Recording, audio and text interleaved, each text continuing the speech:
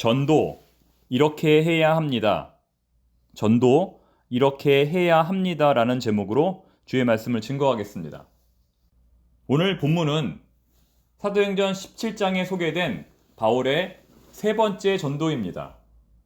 바울은 데살로니가와 베레아에 이어 세 번째 도시인 아덴에서도 복음을 증거합니다. 그는 어떤 자세로 아덴에서 복음을 전했을까요? 그는 자신이 방문하는 도시의 상황에 따라 복음을 전하는 방식이나 내용이 달라졌습니다. 데살로니가에서는 구약 성경에 익숙한 유대인들을 대상으로 예수 그리스도의 십자가와 부활 중심의 복음을 전하였고, 베레아에서는 너그러운 마음으로 복음을 받아들이는 자들에게 말씀 중심의 복음을 전했습니다. 그렇다면 아덴에서는 과연 바울이 어떤 방식으로 복음을 전했을까요? 첫 번째, 바울은 뜨거운 가슴으로, 뜨거운 열정으로 하나님의 말씀을 증거했습니다. 본문 16절부터 18절의 내용입니다. 자, 아덴, 오늘날로 아테네인 이 도시는 고대 로마와 더불어 서양 문명의 시작점이라고 할 수 있습니다. 특히 철학과 수학이 매우 발달했습니다. 소크라테스, 플라톤, 아리스토텔레스 등 서양의 고대 철학자들의 대부분이 그리스 아테네 출신들입니다. 또한 아테네는 고대 올림픽의 발원지이기도 합니다. 과연 이곳에서 바울은 어떤 방식으로 복음을 전했을까요? 앞서 읽은 16절 말씀 보시면 바울은 그 성에 우상이 가득한 것을 보고 마음으로 격분했다라고 말씀하고 있습니다. 고대 헬레니즘 문화의 중심지이며 철학과 우상이 가득했을 아테네의 모습을 보고 그는 거룩한 분노를 하지 않을 수 없었던 것입니다. 도시의 화려한 우상신들을 보며 바울은 복음을 전하지 않고서는 견딜 수 없는 마음을 느꼈던 것입니다. 여기 나오는 격분이라는 단어는 사도행전 15장에서 바울과 바나바가 심히 다투었을 때에 쓰인 단어와 같은 단어입니다. 마음에 일어나는 격한 감정의 상태를 그대로 보여주는 것입니다. 그래서 바울은 평소와는 다르게 회당에서뿐만 아니라 장터에서도 복음을 증거했습니다. 회당에서는 유대인들에게, 장터에서는 만나는 모든 사람들에게 복음을 증거했던 것입니다. 회당에서는 유대인들과 변론하고 장터에서는 헬라인 철학자들과 변론했을 것입니다. 헬라인 철학자들은 그렇게 열정적으로 토론에 임하는 바울과 더 깊은 대화를 나누기 위해 바울을 아레오바고라고 하는 토론장으로 초청합니다. 아마도 그의 열정과 지식에 큰 감동을 받았기 때문일 것입니다. 이처럼 복음 전파의 첫 번째 단계는 뜨거운 가슴으로 하는 것입니다.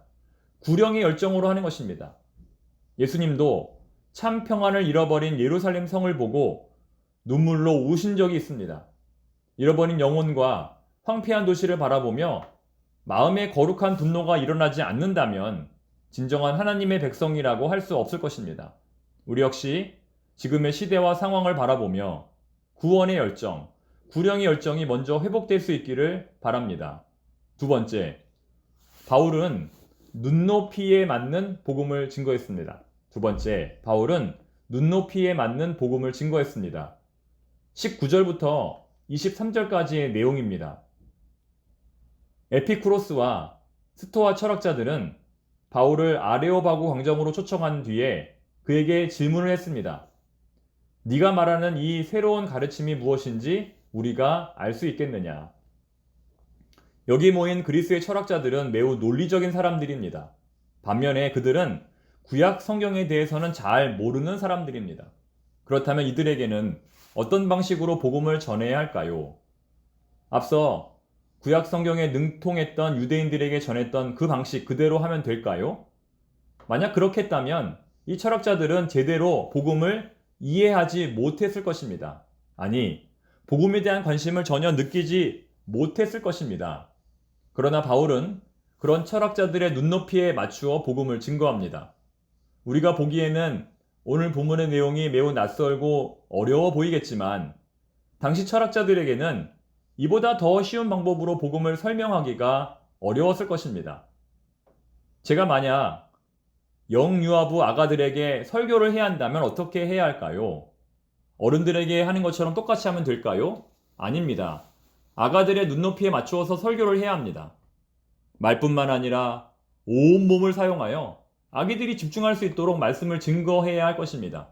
시간도 짧게 5분 이내로 해야 할 것입니다. 이처럼 바울은 제일 먼저 이 복음을 듣는 아덴 사람들의 상황을 이해했습니다. 그들의 종교적 열심을 칭찬했습니다. 그들의 종교적 열심을 인정했습니다. 그리고 그들이 세운 알지 못하는 신이 바로 오늘 자신이 증거하는 복음의 핵심이라고 이야기했습니다. 즉, 그들이 가지고 있는 것과 바울이 말하려는 것을 서로 연결시킨 것입니다. 그러니 그들이 흥미를 가질 수밖에 없습니다. 우리도 마찬가지입니다. 물건을 팔아도 그 사람의 눈높이에서 팔아야 합니다. 이 물건이 그 사람에게 왜 필요한지 그 사람의 입장에서 설명해 주어야 합니다. 그런데 그것은 설명하지 않고 물건을 팔려는 내 입장만 설명한다면 물건을 팔기가 어려울 것입니다. 복음이 물건은 아니지만 복음을 증거할 때도 눈높이를 맞추지 못하면 전도에 실패할 가능성이 매우 높습니다. 왜냐하면 일단 듣지를 않기 때문입니다. 상대방이 들어야 사든지 말든지 할 텐데 일단 듣지를 않기 때문입니다. 여러분, 혹시 지금 복음을 전해야 할 분이 계십니까? 그렇다면 먼저 그분의 상황과 처지를 이해하시기 바랍니다. 그리고 기도하는 마음으로 언제 복음을 증거하는 것이 좋을지 하나님께 물어보시기 바랍니다. 그럴 때 복음은 더 효과적으로 전달이 되고 풍성한 열매를 맺게 될 것입니다. 자, 세 번째. 바울은 정확한 복음을 증거했습니다. 세 번째. 바울은 정확한 복음을 증거했습니다. 본문 24절부터 34절까지의 내용입니다. 자, 그렇다면 복음을 전할 때 우리가 항상 상대방의 눈치를 보면서 전해야 할까요? 상대방이 필요로 하는 것만 전해야 할까요? 일단 어떻게 해서든지 교회로 데리고 오자. 그 다음 일은 하나님이 하실 것이다. 물론 맞는 말입니다. 일단 어떻게 해서든지 교회로 데리고 오면 하나님께서 역사하실 것입니다. 하지만 필요하다면 우리가 직접 복음의 핵심이 무엇인지 설명해 줄 수 있어야 합니다. 오늘 본문에 나오는 바울이 전하는 복음의 원리는 총 3가지입니다. 한번 잘 들어보십시오. 첫 번째는 온 우주의 모든 것들이 하나님으로부터 나왔다는 것입니다. 온 우주의 모든 것들이 하나님으로부터 나왔다. 그렇습니다. 이 땅의 모든 우주 만물이 하나님의 창조로 말미암았습니다. 이것을 철학적인 용어로 뭐라고 하냐면 일자와 타자라고 부릅니다. 영어로 하면 the one과 the other입니다. 좀 낯선 말이지만 어려운 말이 아닙니다. 일자는 모든 근원의 원인입니다.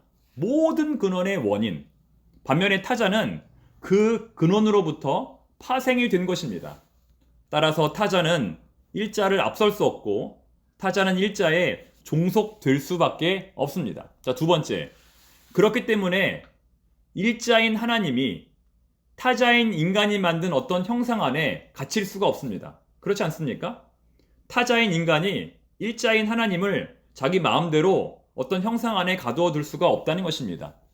마치 빛의 근원이신 하나님을 전등 속에 가두어 두는 것과 같습니다. 그렇게 할 수 없지요.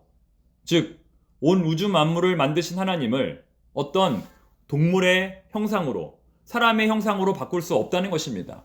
그런데 지금 인간들은 어떻게 합니까? 하나님을 금이나 은, 또 돌과 같은 형상으로 만들어서 그 안에 가두려 한다는 것입니다.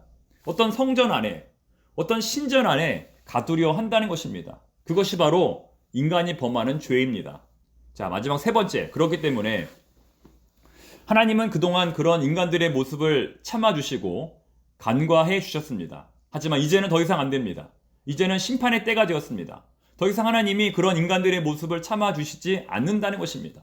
그러므로 이제 속히 회개하고 모든 것의 근원이 되시는 하나님 앞으로 돌아가야 합니다. 그것이 바로 예수님의 십자가와 부활의 사건이 의미하는 바입니다. 자, 이 3가지가 오늘 바울이 철학자들에게 전한 복음의 원리입니다. 어렵지 않았죠? 즉, 오늘 본문에는 오직 예수, 비록 오직 예수라는 말은 나오지 않았지만 예수님의 십자가와 부활이라는 단어는 나오지 않았지만 바울이 전한 내용 안에 이 모든 것이 충분히 다 포함이 되어 있는 것입니다.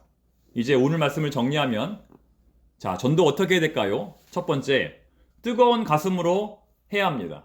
뜨거운 열정으로 해야 합니다. 두 번째, 눈높이에 맞추어서 해야 합니다. 그냥 아무렇게나 자기가 원하는 대로 하지 말고 듣는 사람의 눈높이에 맞추어서 해야 한다는 것입니다. 그리고 마지막 세 번째는 정확하게, 복음의 핵심을 정확하게 전달해야 한다는 것입니다.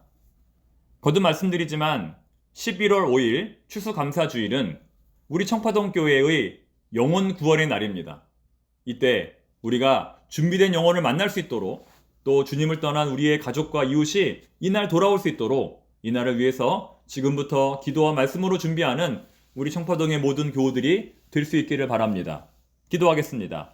하나님 아버지, 저희들 준비된 복음 전도자가 되기를 원합니다. 때를 얻든지 못 얻든지 하나님의 복음을 증거할 수 있는 저희들이 되게 하여 주시옵소서. 우리 청파동 교회가 왜 좋은 교회인지, 하나님을 믿으면 어디가 좋은지 먼저 깊이 생각할 수 있는 저희들이 되게 하여 주시옵소서. 예수님의 이름으로 기도드립니다. 아멘.